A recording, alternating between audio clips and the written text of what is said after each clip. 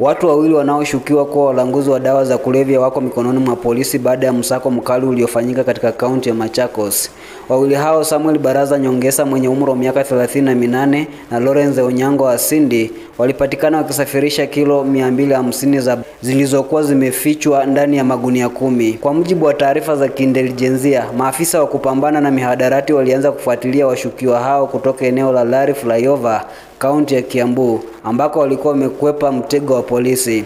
Hatimaye walinaswa katika kijiji cha Kitanga, kaunti ya Machakos, ambapo gari lao aina ya Toyota Noah nyeusi lenye nambari ya usajili KDN 218A lilikaguliwa kwa kina.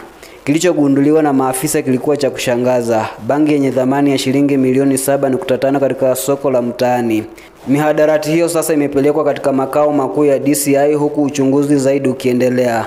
Wakati huo huo, washukiwa hao wanatarajiwa kufikishwa mahakamani hivi karibuni. Jina langu ni Robert Mtasi.